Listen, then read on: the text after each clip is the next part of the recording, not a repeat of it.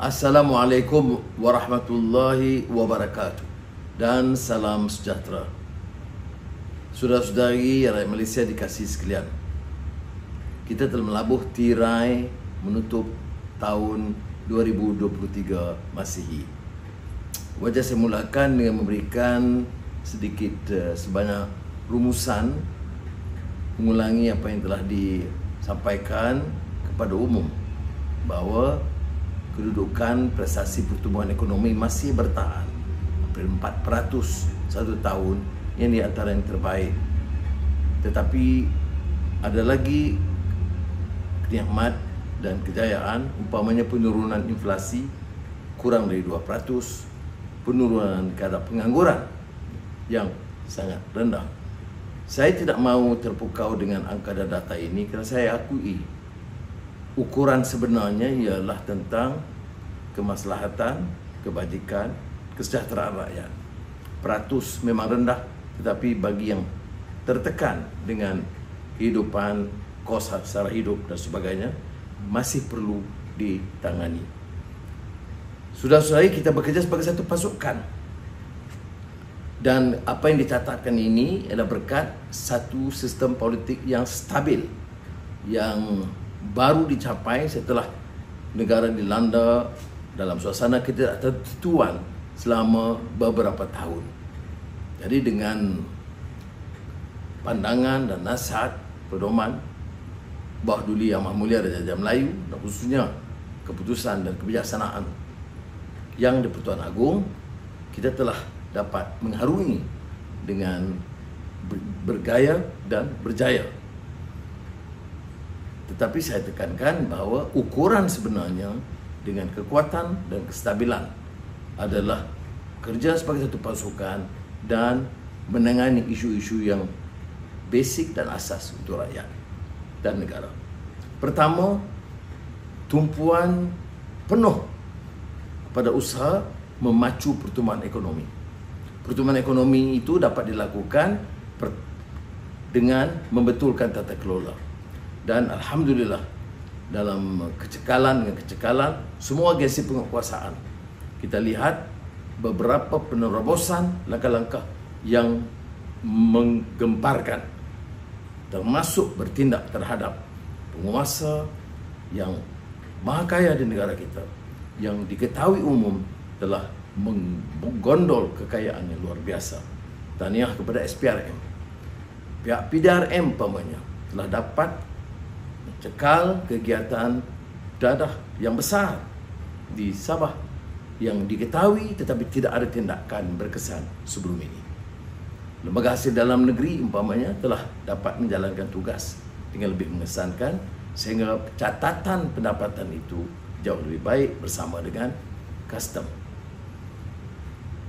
Ini selain daripada usaha-usaha MITI, Kementerian Pelaburan, yang telah berjaya bersama dengan Kementerian Luar Negara. Kementerian Luar Negeri ini selain daripada meningkatkan usaha diplomatik, penumpuan kita sekarang adalah ke arah mengalih pandangan kepada isu pertumbuhan ekonomi pelaburan. Dan sebab itu, secara keseluruhannya pelaburan, hasil daripada lawatan kita, penemuan kita, keyakinan bersistem politik dan dasar yang jelas, ekonomi madani, transisi tenaga ataupun peralihan tenaga, transformasi digital, pelan perindustrian, beberapa kerangka dalam belanjawan negara. Ini semua telah menyebabkan keyakinan bertambah dan secara menyeluruh mencecah hampir 350 bilion ringgit. Sekali lagi saya tekankan, angka ini tidak harus memukau. Pertama, untuk memastikan pelaksanaan itu jauh lebih berkesan. Kaedah lama tidak boleh dipakai, mesti diperbaiki. Kadar kecepatan, kepesatan, kelulusan oleh semua jabatan harus dikerah sebagai seolah-olah menghadapi isu keselamatan dan keadaan darurat. Kerana dengan cara ini kita boleh pacu ekonomi dan menjadi satu negara yang mampu berdaya saing. Baru-baru ini kita mencatat umpamanya status kota raya, Bandaraya Kuala Lumpur dengan minat pelancong dan pelawat yang jauh lebih baik ketimbang banyak negara-negara lain. Ini hanya satu permulaan. Sekali lagi, kalau kita rasa terpukau ikut kaedah lama, kita terbaik, kita akan menghadapi masalah. Oleh yang demikian, saya akan menggesa rakan-rakan dalam pasukan, jemaah menteri, pegawai dan pejabat awam, sektor swasta, penguatkuasa dan keselamatan, meningkatkan usaha mereka menjadikan negara Malaysia ini negara hebat dan gagah di rantau ini. Di antara cabaran kita yang lain adalah soal perpaduan dan keselamatan rakyat harus diberikan keutamaan. Maka tentunya dasar-dasar kita akan memastikan semangat perpaduan rakyat Malaysia dengan dasar perlembagaan yang jelas, soal kedudukan peruntukan perlembagaan, soal Islam, soal bahasa Melayu, soal kedaulatan Raja-Raja Melayu dan hak keistimewaan Melayu Bumi Putra, itu tidak diganggu. Tetapi semangat perpaduan untuk memeluk keseluruhan rakyat dari pelbagai kaum dan pelbagai agama, itu tugas hakiki yang tidak boleh disangkal ataupun diringankan. Kalau ini dapat kita capai, kita boleh beralih daripada permasalahan titik bengek tidak berkesudahan dan menyerahkan kepada tokoh-tokoh politik yang berhasrat untuk mempermainkan isu-isu ini untuk meraih sokongan. Terimalah kenyataan, Malaysia mesti lebih gagah dan hebat. Hebat dan gagah kerana keamanan, semangat perpaduan dan penumpuan tentang pertumbuhan ekonomi dengan beberapa tindakan yang harus tegas. Ini termasuk beberapa reform dalam sistem pendidikan kita.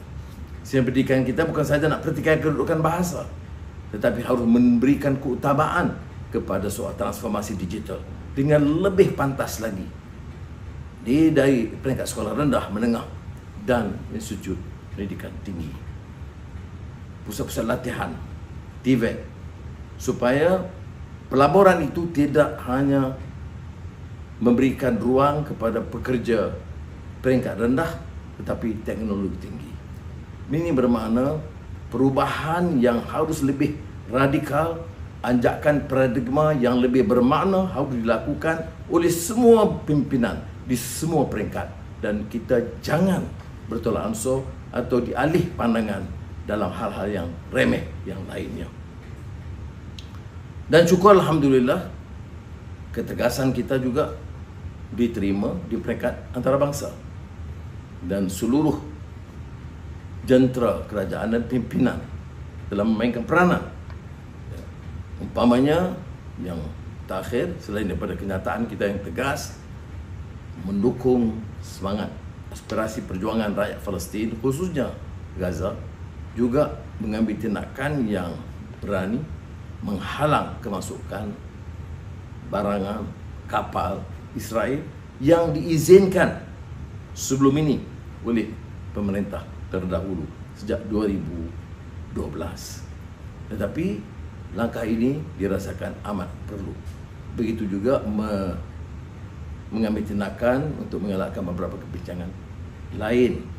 Kita mengharapkan insya-Allah suasana global itu akan bertambah baik, walaupun ramai yang melahirkan kesangsian mereka kerana pergolakan Rusia-Ukraine yang tidak berkesudahan, walaupun pendirian kita ialah menganjurkan perundingan perdamaian di antara Rusia dan Ukraine, dan keduanya mengecam tindakan ganas, zalim pemerintah Zionis Israel yang terus menyerang, mengenepikan seluruh suara dunia kerana dukungan dan yang saya sebut kepura-puraan dan hipokrisi beberapa negara barat.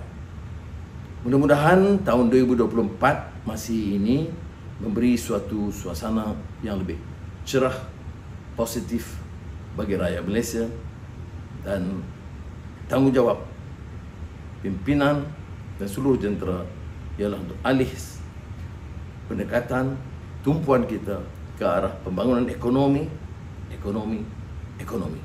supaya tumpuan meredakan nasib rakyat dari segi inflasi, dari segi pengangguran, dari segi kos sara hidup, dari segi mutu pendidikan, khidmat kesihatan dan khidmat kepada rakyat keseluruhannya dapat terjamin. Wassalamualaikum warahmatullahi wabarakatuh.